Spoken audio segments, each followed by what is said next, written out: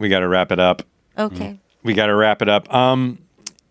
Can we have you say your name and how you would like to be identified? Mary Voutsas, or you can do actually Mary Victoria Voutsas is the real name, I guess. 7 years ago this January. 7 years ago this January. Don was putting together like a seminar for artists. You know, like, hey, come. You know, like 10 people, like 10 artists would come, and he would say, like, Thank you. I'm gonna talk to you about your StageCraft, like how to win over the audience, how to get a bigger audience. You know, like a seminar. Cool. And it wasn't like it was hard for us to sort of figure out like to get people to get into it. And so I approached Don and I was like, hey, there's a community radio station nearby. Let's do the StageCraft thing, but do it as a radio show, and we can build up to the seminars. Brilliant. And then and so eventually we just started. Well, like, let's just keep doing the show. Yeah. Yeah. And it's really interesting to see how a very specific conversation about stage performance can turn into philosophical, sociological, or even silly conversations. That's like the best part. And especially since there are lots of musicians, actors, performers in general, comedians in the area. Yes. But they mainly work on their content. They'll rehearse just like these guys that left. Yeah. And a lot of times the bands will not think too much about what happens when they get on stage. We are, as a classical musician, it's a completely different philosophy when it comes to that. You every moment of practice, which is often alone, you know, it's spent imagining what it's going to be like on stage and how you're going to interpret that on stage. I've had experience though playing in bands as well and not doing the classical, and I will say it's just a totally different mindset when you go into each kind of genre. But how so? So when you play in a band, there's more camaraderie generally, right? You have somebody else on there with you. That's kind of why I like doing duet music a lot, because there's somebody else with you, and it's less so that you're only having to feed the audience, but you're also able to feed your bandmates or, you know, feed whoever you're performing with. When you're solo, it's you choreograph every move before you get up there, right? You want to make sure that you don't surprise yourself, which causes a memory slip, right? You want to make sure that you've already planned out how you're going to breathe, what inflection is going to go where, how the phrasing is going to go, especially when you're doing it from memory. If you're using music, it can be different. You can look at the sheet music and plan it out like you're reading off a script. But when there's nothing in front of you and you're doing it from memory, it's if you do if you close your eyes at a different moment during the piece, you could completely forget everything and just bomb. Well, what you're talking about, that's fascinating because muscle memory is real, right? Yes. So talk a little bit about why does muscle memory get so embedded with the classical? Because I never knew that classical people focused on the interpretation of what they were doing on stage. I just assumed those motions were just what happened when they played. So a lot of it is, I mean, technique. You know, if you're a good pianist is going to make 1,000 gestures to play like just a small piece. You have to do many, many movements. It's nothing about being stiff at all. But as far as where you're going to breathe, you know, again, if you don't plan that out and you rely solely upon muscle memory is a different idea, but like you do want to have the notation memorized. You always want to have that in your head. If you rely solely on muscle memory, you can forget it so easily, you know, because there is something that happens when you get on stage. There are nerves that kick in, right? If you rely only on the muscle memory, you will have. It's not secure. It's not secure. But that being said, you do need some muscle memory where you do practice repeatedly over and over and over again the same gestures. And you want to make sure that, yes, while you're in a practice room, maybe you're not going to make the most melodic, you know, phrasing. But when you're on stage, you want to have that most melodic phrasing. If you don't practice that way every time, when you get on stage and you try and add it to it, it's a new surprise for your body. It's a new surprise for your brain, and you don't want to shock yourself. Plus, I imagine muscle memory helps you to interpret it better because, okay, I know where my fingers need to go, or the brain says that. Yeah. Now, what am I going to do with it? What kind of twist can I do with it? Exactly, yeah. What kind of,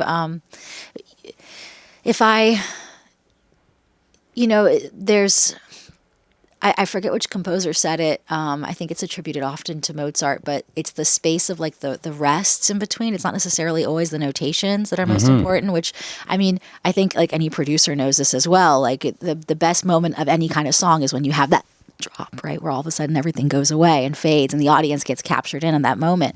And you want to practice that kind of movement also. That's a part of that muscle memory is you want to practice, where am I going to pause and pull them back in, right? Because if you're just loud constantly, or if you're just, soft constantly, you're not going to get any kind of reaction from your audience. They tend to zone out. Do you give that up when you have a conductor in a larger group? Absolutely. That's totally the conductor's choice. And you're going to start seeing too, I'm glad you mentioned conductors, because we're going to start seeing this crazy amount of, I think, like a new generation understanding what a conductor is going to be because of this this Leonard Bernstein movie coming out. I think they're also making a Maria Callas movie, which I think once both those are on the scene, you're going to have, hopefully you're going to have a whole new generation of kids who are like want to be classical musicians too, and don't see it as something boring, but see it as like, this is also a rock star moment, like, but yeah, the conductor is absolutely in charge. That's who you give everything to. Man, can I go on a tangent on a conductor? That Please. I like? Yeah. Okay, so recently at the university that I attend and also do some work for, Catholic University, we have an incredible conductor there named Murray Sidlin. And Murray Sidlin specializes in music of the Holocaust, of compositions that were performed in the camps, and compositions that were written during that time period. And he teaches an incredible seminar every, I think, at least once a year he teaches it, which is all about music of the Holocaust. I've heard choir pieces from that time. It's amazing. It's absolutely incredible. Very, very moving how they, even under those circumstances, music was still being produced, and the will to live. But as far as conductors go, he has had a life which I don't think anyone can quite comprehend until you talk to him. I mean, his interactions with like Copland on a daily basis, and like he knew everyone, and he's the most humble person. But as a conductor, he's not what you would think. That when you think of a great conductor, I think we all have this image of like somebody very strict and harsh, and maybe a little bit like demanding. And he's nothing like that. He tells you what he wants you to do, and while he's in control, you feel so comfortable, and like you're able to still interpret. He still gives you some room, but he's guiding versus like joking. If you had to use a metaphor for what kind of relationship the classical musician has with the conductor, what would be a good metaphor? Guide. So is it like a tour guide? Is it a little bit like a tour guide? Right. You're actually no. I should more so say the conductor is kind of the puppeteer, right? The herder, right? He's the one who, he or she, sorry, is the one who is manipulating you. But a good conductor knows what they have to work with, and they know how to manipulate that. They're not demanding that you become somebody else. Does that make sense? Yeah, limitations for the musicians. Yeah, they know what the limitations are. Yeah, if you're conducting a third grade chorus, Yes. it's different than a symphony orchestra. Exactly. I think producers know that also very well, right? It's the same idea. That's the same thing. You work with those limitations. You know what you have to work with, and a good producer knows how to make a quality product no matter what is in front of them. And I think that's a good conductor. Let's ask Don that real quick. Yeah. No matter what's in front of him.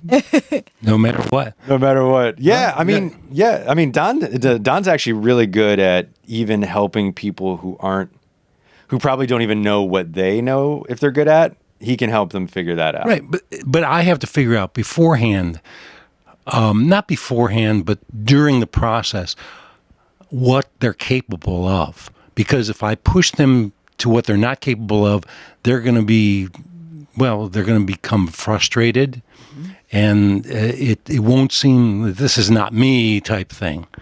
And also they'll never be satisfied. Yeah. So it's a matter of, every musician, or no matter what it is, a performing artist, every performing artist needs to know what he can do or she can do and what they can't do, and then work within those boundaries. And someone who is conducting or producing or directing has to understand that too, and they have to figure it out quickly. Yeah. That's exactly right. They have to figure it out quickly and in the moment. And I don't know. Do you find that? So growing up, my piano teacher, I would say, is closer to me than probably any relative I have. Honestly, like she's everything to me. She is the one person I never want to. Let's call her up right now. Yeah. Get her down here. I never want to disappoint her. That she is the one person, right? Sure. She never really gave praise, though, right? And nothing was ever. There was never a good job. Nothing like that ever happened. You know, the greatest praise was when, after years and years of lessons, I'm a teenager, and we've done some competition, and somebody came up to us, and she puts her arm around me and says, "This is my other daughter," and that's the highest kind of praise, you know. And I know she loves me. But as a producer, as someone who goes and sits with musicians, and do you find that if you criticize them more, or if you give them little bits of praise, do they give you more? If you hold that back and only like kind of drop it to them at the very end, or maybe just little bits of icing of like good work versus like the people who overpraise and everything is good and everything is nice. And I mean, that's assuming that Don ever gives anyone a compliment. See, there we go. Okay, see, now I know. That's what I want to know. Is there a complimentary kind of environment of like everything is that's good job, very good, or do you There's a diplomacy involved. Diplomacy. Yeah, I mean, you have to do it like that, and you have to find out what works for people. Yeah. If you just criticize them and you find that it's working, maybe that's the way to go. Maybe that's the way to talk to these people. Yeah. But there's different kinds of criticism. It's not like this is terrible. Come on, just do it again. Yeah. But you can that really, there were things in there that really worked, but this phrase could be handled a little bit differently. You can sort of get around diplomacy once again. Yeah, diplomacy. The phrase that I've heard Don use that I always enjoy is, "Let's try another one." Yeah, that's true. So unemotional, right? Yeah. Yes. Because it works even if you had a good one. It doesn't mean it was good or bad. It just means, but if you're the performer and you're in tune, you know that Don is trying to be diplomatic, and you take it as that. Yeah. I mean, you have to convince the artist that you're on their team. That's it. That you are on their team. That you're not fighting them. That you're there to help them. That you're there to support them. Right. Just like a conductor. Or a coach. Basketball, football, baseball coach, whatever. Does the conductor give feedback after the show on how people did? Generally they'll say something to you. It really does depend. Sometimes if they don't say anything, you know that it's bombed, that it's not done, that you've not done well.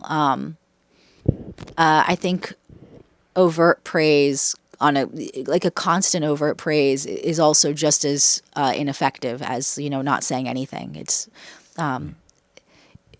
when you know that someone's giving you a compliment and they haven't really doled it out often, I think is more when it's it becomes like real praise to you. You know that things have gone well, but feedback is always appreciated. I'll say for myself, not necessarily from conductor, but some of the worst performances I've ever had. I'll come off stage and my teacher, professor, coach at the time, whoever is in the audience, instead of saying, good job or something, they'll say, "You looked beautiful." And that's just like, oh, God, I know. Okay, that's it. Yeah. That's it. All right, I hear you. Okay, that's what we're going for the compliment. All right, It was that bad.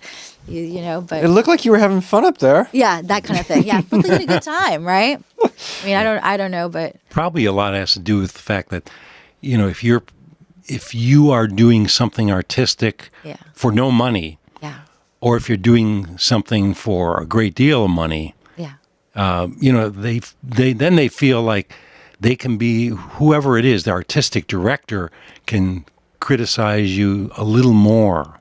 Yeah. But if you're a volunteer and you're just doing it, you're thinking, geez, well, I'm not going to do this again. That's a very good point. That's a very good point. I mean, you bring up the money aspect of it, and classical musicians, like, we really don't make much, Don't forget about classical. Musicians all in general. kinds. In general. In art, anybody in art Yes. doesn't. It's very Name me a true. poet that's a millionaire. It's very, very good point. It's a strange juxtaposition, though, of between what I could earn playing a wedding, and I'm playing at the wedding, like, I'm playing sight reading. This is stuff that, like, I can just whip it out, right? Mm-hmm. I know what you mean. Yeah, but then there's like the Kennedy Center. I'll put in 6 months of work, 4 hours a day, just struggling to make sure I am perfection. And the grant stipend that's doled out to me is $250, right, for the entire thing. Which is the comparison of that. Is crazy. But you know what the best part of situations like that for this, or actually the only good part of those situations for me, I understand that we need money to pay our rent. Like, I understand that, but there's no better indication to me about how money is no indicator of value by the difference in what people are willing to pay for something like that. And art is definitely one of those things. Like, for people who will pay thousands of dollars, and it has nothing to do with the performer, to pay thousands of dollars to be in a stadium with 15,000 people to see a show that you cannot hear. Yeah. Makes no sense. It makes no sense. Yeah. And to not be willing to pay $15 or $10 for your friend's show. Yes. Makes no fucking sense. It And so makes no sense. thank God that happens, because otherwise money would actually make sense. If people actually used money in the way that, like, and appropriately, then you'd be like, well, money is a good indicator of value. Right. But now I'm like, well, obviously it's no indicator of value, right? No, it's absolutely not. But yeah. And what would you do for weddings? I mean, I totally get it. I mean, there's so many musicians who say basically, okay, we're going to play this wedding, and the rest of the month we could just play at bars and stuff like that for nothing. Yeah. And you make a ridiculous amount at weddings. Yes. You know why you're getting paid a lot of money for weddings? No. Because somebody wants that to be their perfect day. Yes. Yeah. Because they think that if they pay enough money, they can buy a perfect day. Yeah. Experience. It's the experience they're buying. Even then, you will still have people who will argue with you over your value. Mm-hmm. Over if you're worth that amount. As long as it isn't the bride's father. No, exactly. Right. Yeah. It's a matter, though, of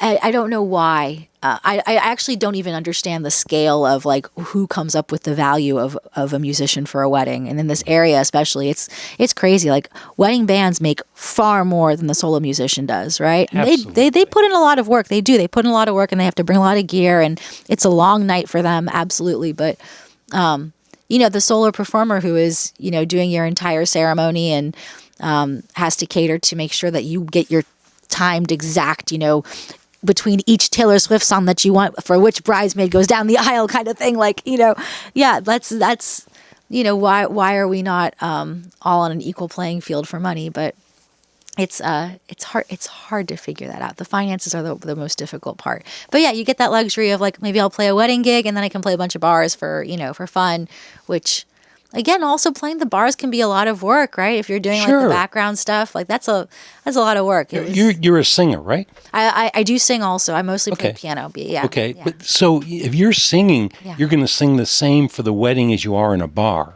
Yeah. You're putting out the same amount of energy. I hate to put it down in such gross terms, but that is true. It's 100% true. Yeah. So it's it just doesn't make sense at all, really. No. And I went to this show. It wasn't a show. I'm sorry. So when we were looking for a new place to have our radio show, to do our live shows, we went to this place in Arlington. It's called The Renegade.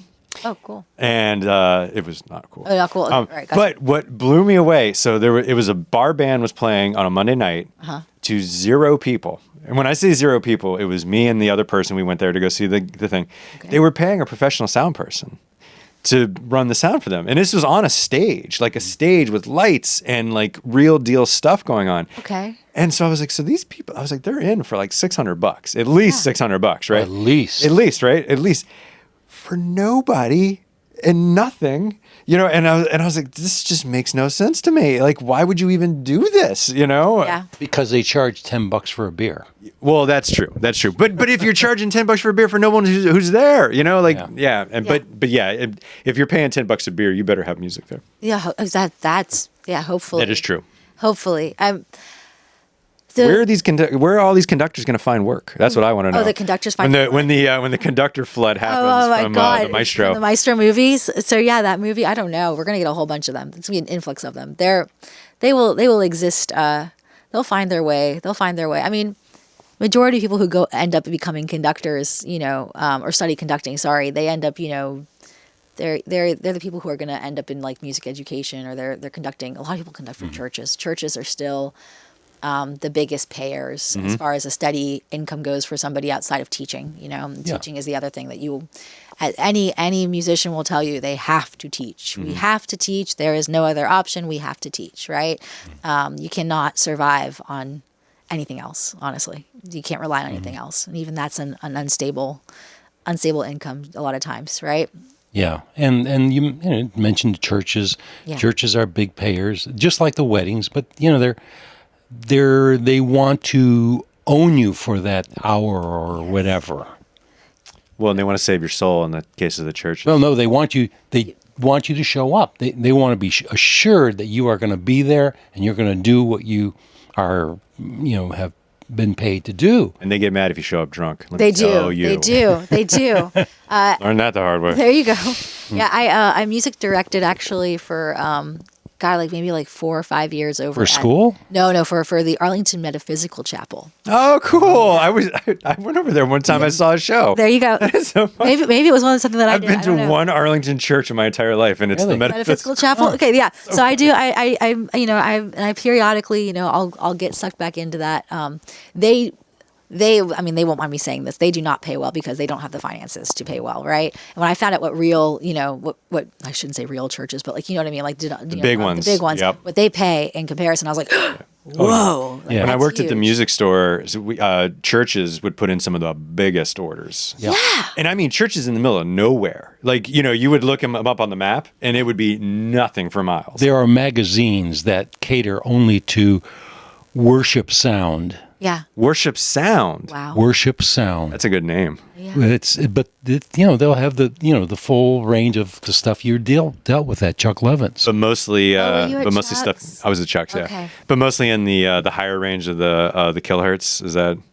Because doesn't most church music isn't in that range? It's no, they have bands. They don't go down they don't dig in, do they? So no, it depends. It depends. It absolutely depends. But like a Southern Baptist church, maybe. Yes. I mean, well, you also have those mega churches. They do some crazy stuff. Really? Yeah. The mega churches, they'll have full bands. Like rock and roll bands. My knowledge of mega churches comes from the show The Righteous Gemstones.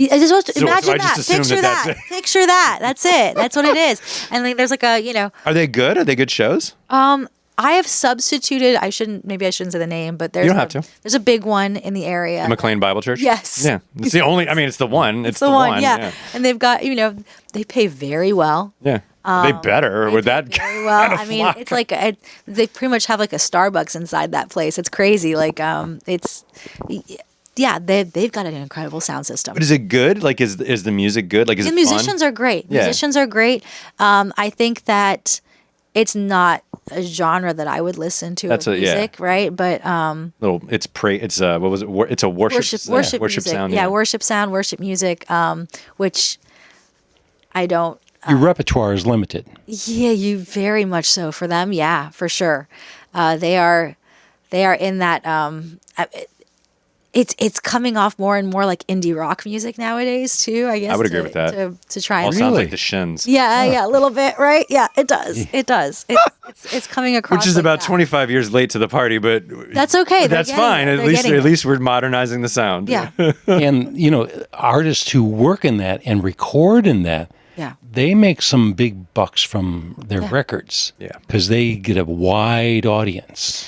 The number of times I have thought to myself, let me just start writing Jesus music. Why do I not just start writing Jesus music and be like one of those people and I'll just write that in the background. That's fine, you know? I mean, do it under a pseudonym. Right? Yes, Right. yes. Why not? Why not? If I need to, you know. Virgin Mary. Yes, the Virgin Mary. Yes, yeah, that'll be perfect. The V Mary. Yeah, perfect. I like it. Perfect. No, I Yeah, that or kids' music. Kids' music. Kids' music is a big. You would sell tons of CDs. yes. To, Wow. to mothers and fathers. Some of those songs are bangers too. I like some of those Raffi songs. Raffi. They're very. There's lots of artists who just Colores? sell my God. millions. I love his version of Baby Beluga. Baby Beluga is the big one. Oh my God, that one always. Yeah, the little ones love that. Yeah. You know, speaking of CDs though, and the little ones, I teach a lot, right? And I teach a lot of teenagers, and their thing right now is the T-Swift. She is the goddess, right? So, you know, I noticed that CD Seller posted that, you know, they've got 50 signed copy CDs of one of her CDs, whatever they just got it in, and like first come, first serve. And so, you know, the ones who I know are crazy about it, you know, I text their mothers like, hey, you know, the CD Seller has like a CD of this, and they're like, well, we don't really have a CD player. What would we do with it? And I was like, have we reached that point in time where we no longer have CDs around? The kids don't know what CDs are. They don't use CDs anymore either. Like, we don't have a CD player in the home. We've reached that level of shocked. I do a lot of house sitting, and I can tell you that nobody has anything in their house. Shocked. Audiophiles. It's crazy. Yeah. What do we do with a CD? What do you mean? What do you do? Give them to me. I have a CD player. I know, for real, right? For real. Exactly. Matter of fact, I'm gonna buy a turntable soon. Oh. Because I just want to have a turntable in the place. I have a great record collection, buddy. I'll give you some records. There's a bunch there. There's some upstairs. But I can't. I've got this crappy Crosley. Oh, okay. No. It's a garbage. It's a tots kind of thing. If you get your turntable, I took a couple of records from your upstairs in inner ear. I have your Big Brother and the Holding Company. Oh yeah. It's a good record. Yeah. They were kind of went up and went down. That album is smoking. That's that live album. Yeah. That's a banger. It has has the Janis Joplin on it and stuff. It's good. Very cool. Can you as succinctly or not as you'd want, tell us the journey of your musical experience so far? So first moment to now. Tell us as succinctly or not as you would like. When was the first time that you remember making a musical moment? I really don't recall. I was apparently I liked to pluck on the piano as a kid. I don't remember. Did you have one in your home? No, we did not have one. I would just like pluck it out on other people's homes, and we did not. By the time that I came along, my family did not have a lot of money at all. So my first piano was a yard sale piano where like you'd hit a note it's like below like C3, anything below C3 that you would hit, and the entire keyboard, like every single note would go down, right? Oh God. And it was really garbage upright. But it was like free, right? Or Did that ever tune? Did you ever? We had a tuner come out. The tuner came out, and I think it was like one time he came, and this guy was amazing too. He was a blind tuner. That's pretty rad. Yeah, he pulled out. Somebody had shoved a book inside the keyboard, which is why it was doing all that issue. It's like some mystery shit. Like it was a book that had like directions to the treasure. I actually have the book. It's an old school like. Do you remember those key organs where like it would have like. They would have black and white buttons that would have the chords that you would push down, and then it had like a melody line that you could play, right? And it was one of those books where it had like you would hit that. Yeah, I still have it. It's great. It's got like Aquarius in it, and like Dr. Zhivago theme, and like just all sorts of like really weird things that you would not expect. So I remember though really enjoying. I didn't start enjoying lessons, until I got to what I consider my real teacher, my childhood teacher. And I stayed with her forever and ever. And she was definitely like the only constant figure in my life. And I owe her everything. She pushed me. And I was not the greatest kid, I guess, like I definitely... I really wanted to play rock and roll. Like I really wanted to do that. And so that wasn't always what she wanted me to do, you know? So at 13, I went ahead and like, you know, bought a bass and I decided I wanted to play in bands. And, I fell in love with like this is, for me, this is amazing to be in this room because like my whole thing was like, I just loved like DC hardcore. That's what I wanted, you know, that's what I wanted to be in bands. Like I was obsessed. As a classical pianist, you know, you really don't have much room for that, and the kids don't really think it's that cool either, right? Yeah, exactly, until later on in life, right? But so I tagged along with a lot of bands, and I played in whatever would let me play bad bass, or you know, I would play keyboard, which I would run through like a bunch of effects pedals so I could sound like a guitar instead, you know. But my classical piano journey kind of continued. I ended up being a high school dropout, and I worked in music retail. So I feel your pain. I feel your pain. Definitely worked in music retail for a good chunk of time, and I taught immediately, and just kind of went back to school because I realized that no one was going to respect me in the classical world without having some kind of degree. And so I fought my way through community college because I, you know, GED, so community college, and then I went to college and master's, and now I'm about to finish my doctorate. So from GED to doctorate it's a long journey of like a lot of can I cuss? It's a lot of like fuck yous, like a lot of that. You know? Yeah. I can be here. I'm allowed to be in this room, you know, kind of thing. But it's still a battle a lot of times because they look at you like, well, you're kind of old for doing this. Well, fuck you. Yes, I am a little bit older. Well, I mean, and this is something that like, so I'm 47. Don is 52, 53. All right. Yeah. So, you know, what I've learned now is that no matter where you are in life, there's always someone who's willing to look down their nose at you. And that's for everybody, no matter who they are. I mean, even look now, like, you know, people in positions of power, like they have people at our level, like somehow looking down their nose at them. Yeah. Right. And that's just how life is, you know? But to your credit, like in a world that's, and I don't want to tell me if I'm wrong, if I use a word. So in a world that's fairly rigid. Absolutely. Those expectations are different. They just are. And there's no room for, well, I'm different. No, like, well, there is no different. No. And so I ended up kind of carving myself a way to be different because I love classical music. Please don't take that wrong that like, you know, I decided to go somewhere else with it, but I really still loved the idea of noise and sound. And so when I was introduced to the concept of a prepared piano, I got to play for John Cage's 100th birthday anniversary. And so the university at the time that I was, I guess I wasn't really there. I was just kind of like, I would go in and do like some music direction stuff for them and some accompanying for them. And they were doing a big celebration for his 100th birthday. And I got to go study prepared piano. And even before that, I was studying harpsichord because I wanted to do something different too. But prepared piano was eye-opening for me. And I took that and put it into my my other great love, which is I grew up absolutely immensely Greek, like very, very, very, very Greek. My grandfather was a Greek school principal, like that kind of thing. And he really put the love of Greek music into me.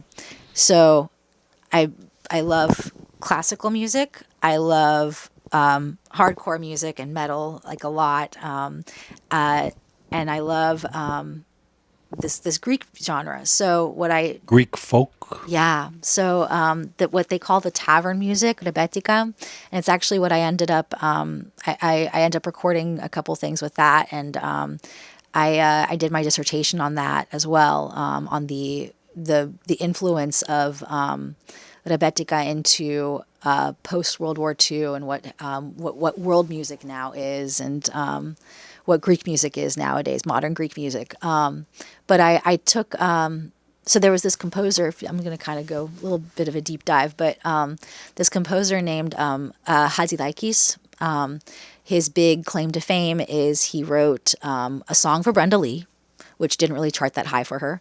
But he also won an Oscar in 1960 for the movie Never on Sunday and composing the title track for that.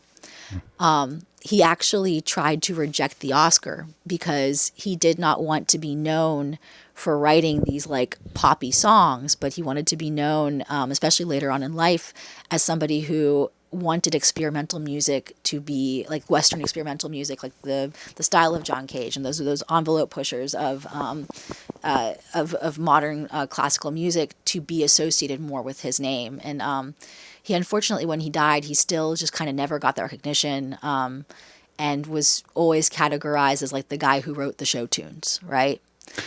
That's the way it turns out usually. So what I ended up doing is I took a lot of these pieces, which are known as, you know, they're standards in every Greek grandmother's house, you know, kind of thing. I took a few of those pieces and I rewrote them for prepared piano and for violin and flute on some of the tracks, and I did the vocals also even in English for a couple of the tracks to try and like bridge the gap of like, this is, you know, classical. The Greek classical music, the Greek show tune music doesn't necessarily have to be that. And this guy really had a beautiful vision and a really beautiful idea of what he wanted to put out there. So I've just made it kind of my life's mission now to help reshape the idea of who this composer was and how important he really is. Especially because this is another kind of big tangent, sorry. But World War II and what it did to Europe, and the philosophy that it left, you know, Hitler's Third Reich idea, what it left in Greece permeated, you know. There was even a Hellenic Third Reich notion and concept. And what they did to the Greeks is they, you know, and we weren't the Greeks, we were the Hellenes, right? What they did to us is they wanted us to be westernized, which is, you know, they wanted us to be, you know, this foundation of democracy. We are, you know, white people. So they kind of banished the concept of like the tavern music of what is now known as like Asia Minor music, those influences, those kinds of sounds that we associate as being like Byzantine, right? They wanted us to be more like in the style of lieder music, in the style of Western classical music. And what this composer did, this Hatzidakis guy, is he actually brought these tavern musicians to the conservatory in Athens right after World War II.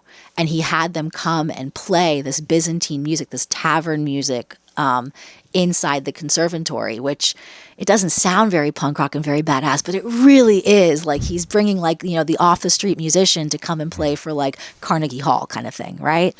And so I just want to continue his idea, and I want to give him a better legacy than what he got. So yeah, that's my journey through music, I guess. That's rad. No, yeah, it was good. Does that help? I don't know. Yeah, it certainly does. It certainly does. Cool. How were you introduced? And you said you plunked around on people's friends' pianos, but how did you actually start playing piano? Really playing. My teacher, like, she told me, you know, I went to her at like the age of 7, and she said to, you know, my parents, this is it. She does this only. She can't play anything else, and she commits to this full time. And from that moment on, it was like I just did everything she told me to do. You know, 2 hours a day of practice. Yes, okay, all right, fine. You know, and you know, my friends would come over, and my mom would be like, "Mary can't go anywhere. She has to practice for an hour first." That kind of thing. Like it was. I definitely had a good, like, strong whip behind me to get me to do stuff, but I loved it. There's something about the challenge of like accomplishing a piece, and it's a skill. It really is a skill, and like something that is generationally passed down, and interpretations are passed down, and it's you zone out when you are practicing sometimes, but when you finally remember that like you're doing something which is, you know, hundreds of years old at this point, and that, you know, it's a legacy that you're going to be able to carry on with you and to give to somebody else. That's why I enjoy teaching so much, honestly, you know, because it's fun to be able to be like, well, my teacher said to do it this way, and you know, she learned from her mother, and like, you know, et cetera, et cetera. So it's like anything else that, you know, you're an apprentice for, and you learn that way. And you value it. You do. You value it. You do value it. Yeah. I'm also very lucky where like I'm surrounded by people who are much better musicians than I am, who are hard workers and who have, had immense patience with me as I've, like I said, high school dropout and a lot of bands. I definitely did some things that weren't the smartest. I think technically a high school dropout never gets their degree. No. Yeah, No. so I don't think you can actually call They yourself don't get that. a GED. They don't get a GED either. No, dropout means just drop out. Just drop out. High school, yeah. Or like, if they go to beauty school, beauty school yeah. dropout. Yes, Yeah. that's true. Well, yeah, Like I in guess Greece so. is what I mean. Yeah. I was doing a Greece thing. It was good. Yeah, Thank thank you. I saw it. I gathered it. I was thinking of Dave Grohl. Was he a dropout? Yeah. Did he ever He get got his a GED? GED, didn't he? I don't know if he did. Okay. Life's equivalent. Yeah. I think Yeah. probably touring with your band for Touring the with better part your of 30 band. years is Yeah. probably some sort of equivalent. I think so. Whatever. But, different people attack life different ways. I mean, speaking of somebody who understands dynamics, right? That is somebody who really knows the concept of if I shut up for a second. Oh, everybody's the gonna loud, listen. quiet, loud thing? Oh, yeah. He's very, very much on that. And to understand that that's like required for like that good pop song sound, like that, I think he has a very particular insight into that pop music sound. Yeah. And that is one of his like tricks in the book for sure. Oh, yeah. Because even like when he does the quiet sound like this, Yeah. when he sings like this, yeah. No, he knows exactly. I mean, he also, I don't know how much of it, I want to say that the songwriting he understands as well. Like, he might not realize he's doing it, but like almost in every song he throws in a deceptive cadence, which is like, that is the other genius moment of like any piece is like when you throw in that minor six, everyone's going to listen to you and suddenly their heart melts for a second. Like he does it in almost every big hit he's had. Can you tell us another song that has it off the top of your head? And then describe it a little bit for us, because not everyone who's listening is going to know what you're referring to. I'm trying to think of a good one that would do it. Well, just describe deceptive cadence. A deceptive cadence is when, like the pop song goes like, it'll have like the C chord and then it goes to like an F chord and then a G chord and then a C chord again, right? And that's how you finish it. You close it off, right? That's a normal progression. But if you go from like a C chord to an F chord to a G chord and then you go to an A minor, all of a sudden you're going to feel this moment of like, it's a sadness, and that's a deceptive cadence. That's like the song isn't quite finished. You've yet. taken You it thought to was an gonna go emotional there. place It was that's going to different. finish, but you gave it that sadness for a moment, and he knows how to do that in almost every piece. Yeah, Nice. Yeah, I wish I could think of a good example of one. But you're right. That and dynamics Yeah. really. I mean, I really wish.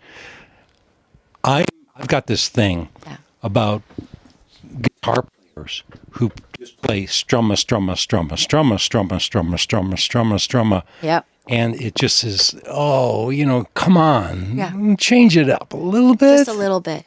Just a little bit. Just a small little change, Just a small little change will make all the difference. That's the truth. I mean, myself, I've done pretty well in like competitions, but the only reason I do well in competitions is not because I'm a fast player. I'm not the quickest. I can't play the most difficult stuff. I definitely make mistakes. Like I miss notes. I definitely fuck up.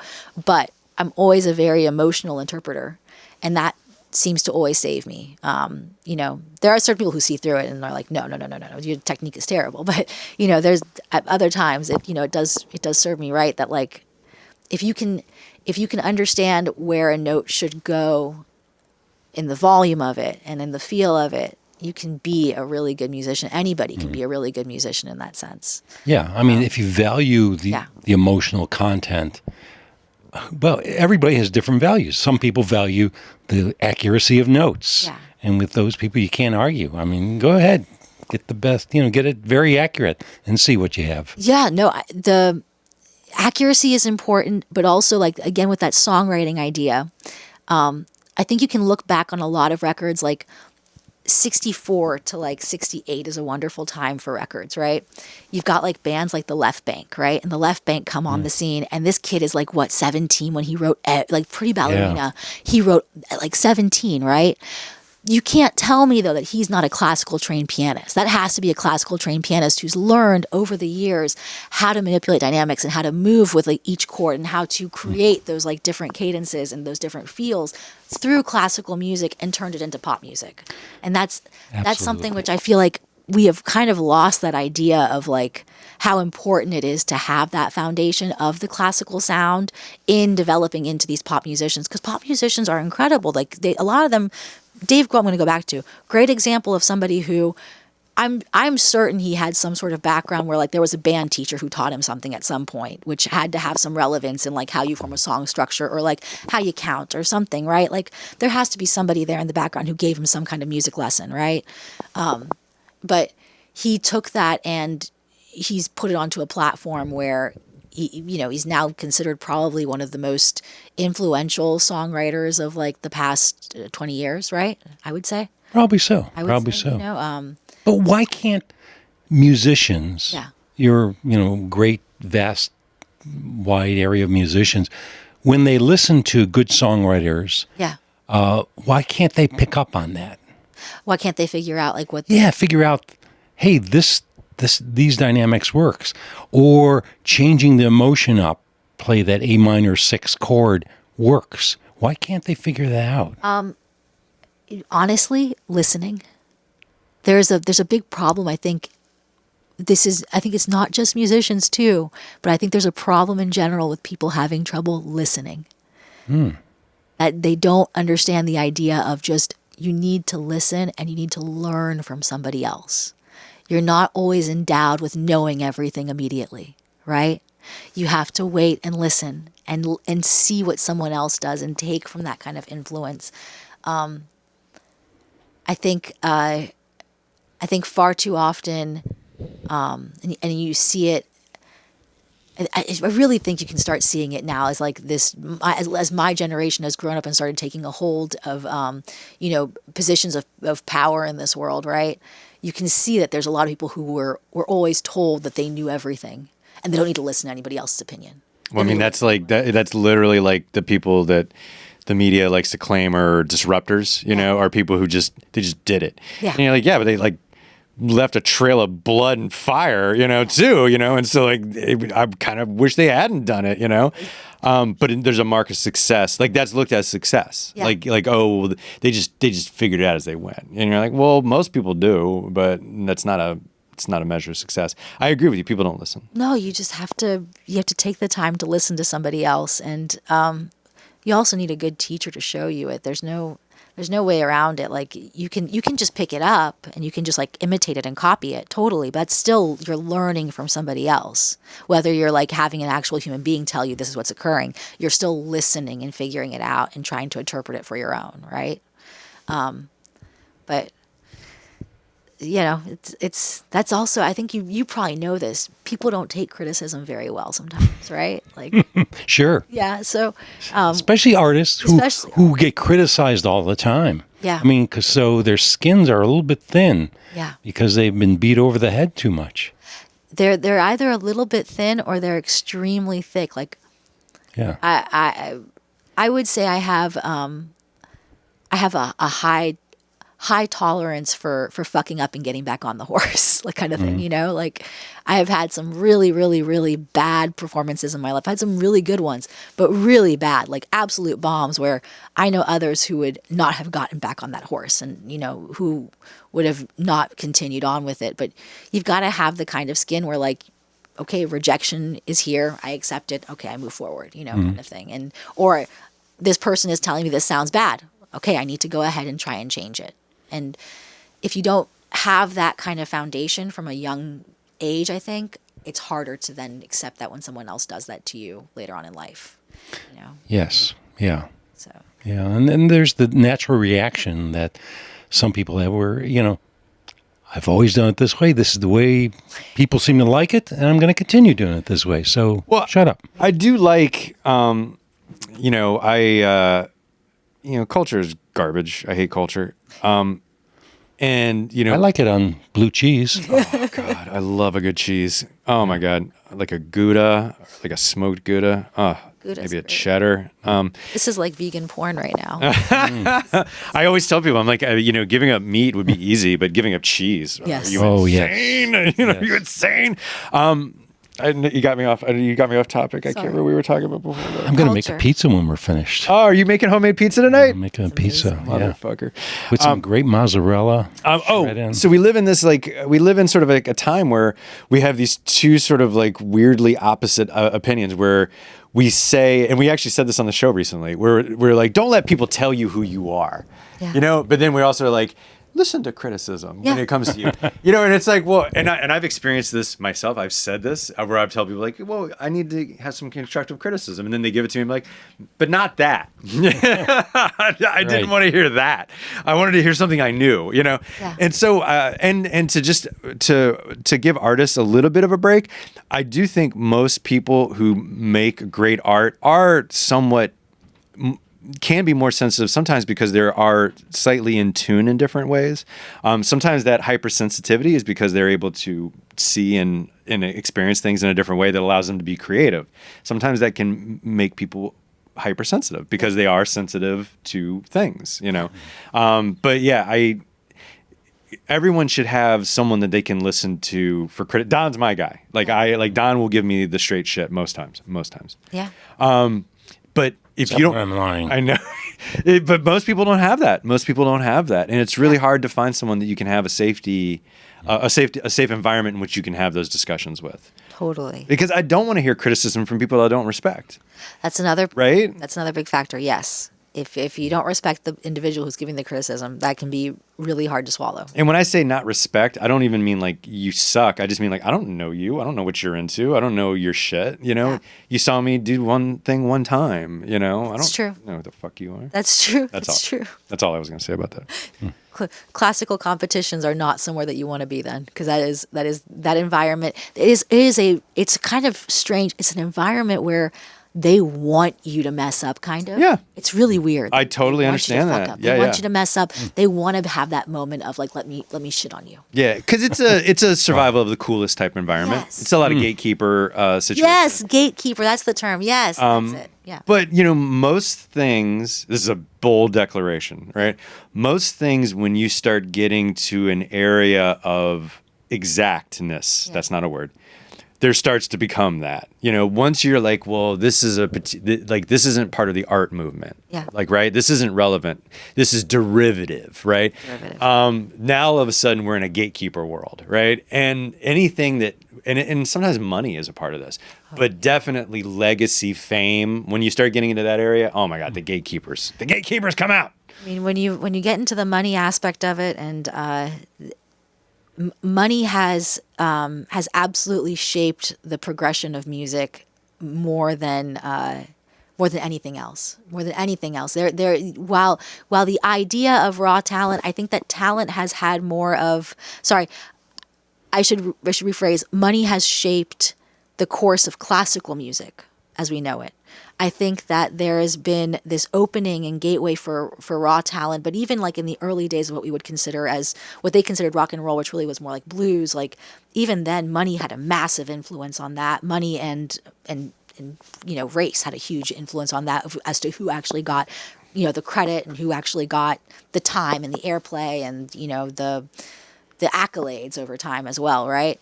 But what happened with classical music, even like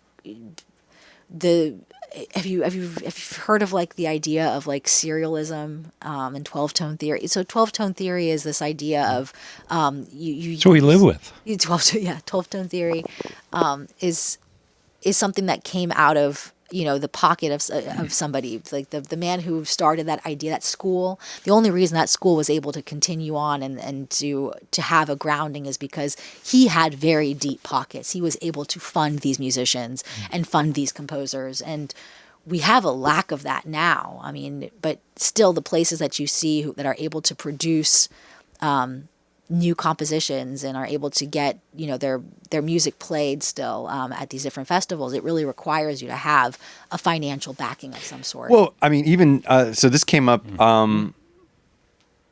There's a practice space in the city that is that caters itself to what they refer to as hobbyists. And hobbyists are people who have disposable income, yes, and who can afford to take a night off of work. Oh, blues lawyer. No, I'm not talking about, I would never. I wouldn't say because I'm not. I don't want to. I'm not shit talking their them. Okay. I'm just more like it's more shit talking. Like if you want to talk about like money, like first of all, like even being able to afford equipment to go play a show, afford the night of childcare and or a night off work to go and play a show, like that's all a barrier, right? And it's not necessarily accessible to everyone. And as many programs as we can for not just young people, but for like even adults to have opportunities to try some of these things and to play shows, like magical, absolutely magical. Yeah. I agree. Because money is always a burden for all of us, even rich people. Yeah. But that's why they have the School of Rocks, and where there's the one that caters to adults that want to do that. Seven Drum City. Yes. Yeah. Well, no, there's some kind of program.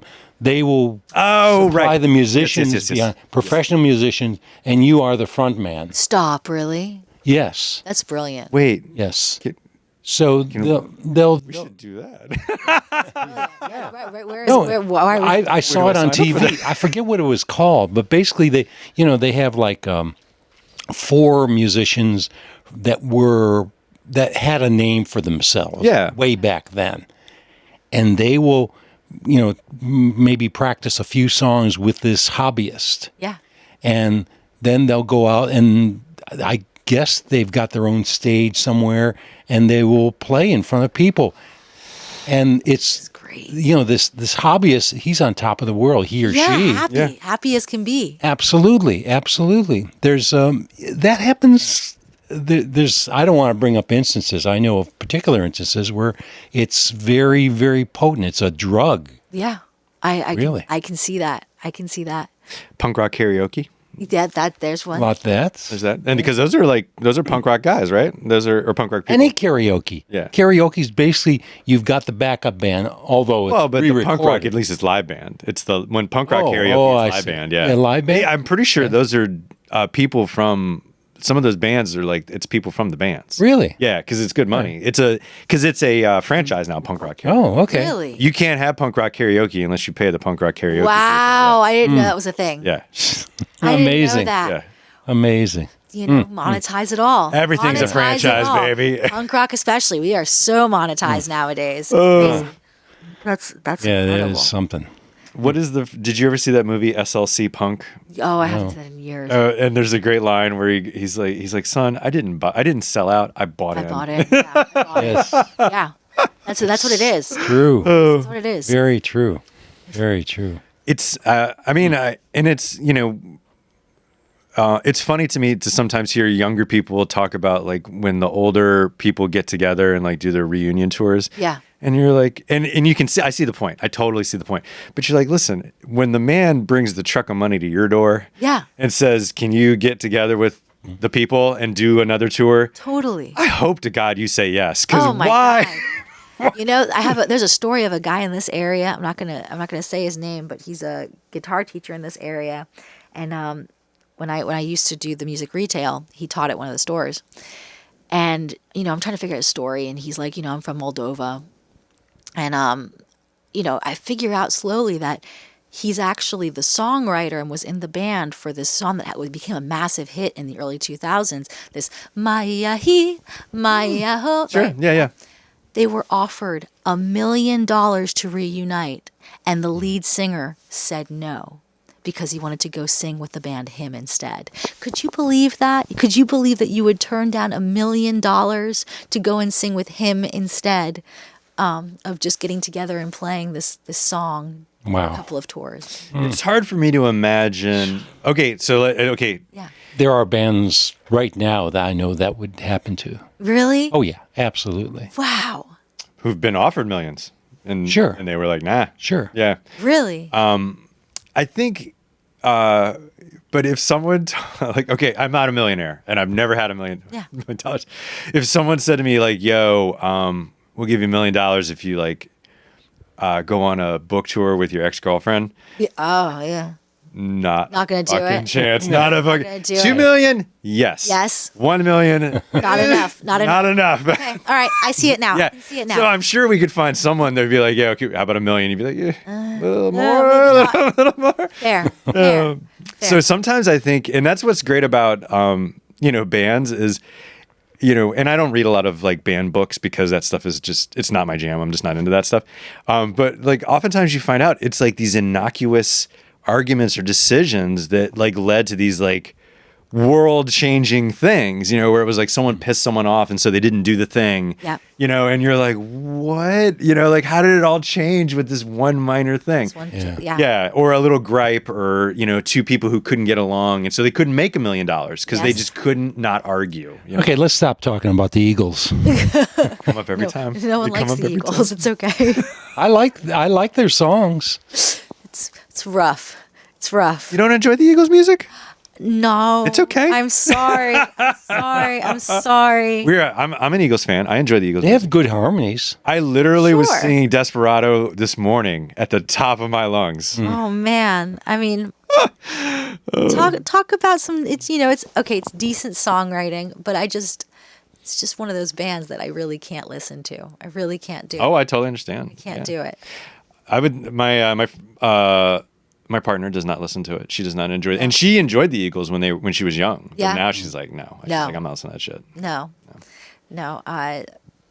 Well, It is kind of schmaltzy. Yeah, it's schmaltzy. Yeah, just, I mean, it's, I don't know, it's... Hey, freedom is just some people talking, Don. Right. But no, but they do have this where it sounds really good. Take Desperado, for instance. It's a great song. It's a very good song, but if you hear it enough, I don't know, there's something that gets under my skin. It just sounds... Well, let me say this. What? It's good that they get out in under 3 minutes because you couldn't, if you took that song Right. for longer than Yes. 3 minutes, you would kill us all. yes. I agree. I agree. I fully agree. It's usually 2 beers in. Yeah. Although it wasn't this morning. No, I just have to okay, clarify okay, that. Okay. But it does have those elements that you mentioned. I mean, you go in and it's got the bridge just really brings it down, and then you're back into the majestic. Oh, what about the opening with the piano, the slow piano? Right. And then he comes in, like you don't know when he's coming in if you're counting the measure. But if you're not, it's just like... I can't help whenever I hear Desperado, I can't help though but like put it juxtaposed in my head with Faithfully, the Journey song. It's the same kind of bridge structure. I don't know that Journey song. Isn't that what it's called, Faithfully? No, am I wrong? Oh, I don't know. I don't know that song. I'm forever yours. I don't know any Journey songs really, other than Open Arms. It sounds like them, for sure. Yeah. Desperado. I don't know. It's the same kind of thing. I have the same issue with like Aerosmith, where like every song to me sounds the same after a while. Like, have you seen that video I'm online crazy. where they do the "Don't Stop Believin'"? no. Okay, Where so this they is do worth your everything? time. Yeah, so it's YouTube, and these guys they play "Don't Stop Believin'," and then they basically play like 70 songs. Yes. Okay. Yeah. and they're like every song is "Don't Stop So Believin'." this is a party trick that, like, as a pianist who existed before YouTube, we used to do this all the time. And so, like, then it was like, man, the stuff that became popular on YouTube, where it was like, I used to pull this trick all the time, and now Nice. it's like, oh, you've got like all these people who are like, you're a genius. What? parlor trick. It's a parlor trick, yeah, where it's all the same damn song. Yeah, it's. I don't hate on that at all. That's fine. Everything can be the same song, but I do appreciate when somebody does something different, something just a little bit of a nuance of a difference. And a lot of times that really is like, as you go back to that, the dynamic changes, and that has to do a lot probably with somebody in the studio being like, you need to do a difference here. This timbre needs to change. We need a different color at this point. That kind of thing. And if it's a good musician, hopefully they will take that feedback and listen to it and adjust the song to make it work. Well, to take it back to the point, I think part of the reason that there's not as much dynamics in what you would call popular music is because I don't think anyone's actually listening to it. Good point. I think it's just kind of something that just happens and it's just there in the background. If you and I know you're not into Desperado, but you can't help but have a feeling about Desperado, right? You have to either like it or don't like it. It demands an opinion. But isn't it more of the experience of when you first listen to Desperado?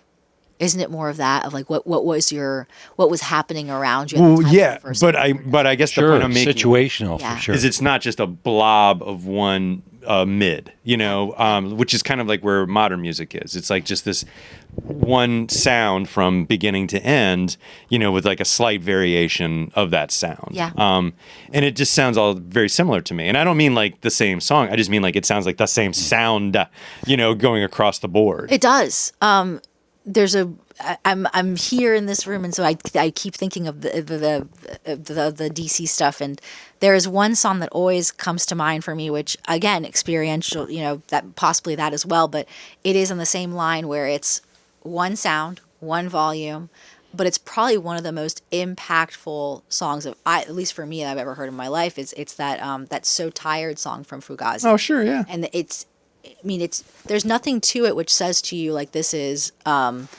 some incredible songwriting, and this is extraordinary technique, talent, and nothing like that comes across with it.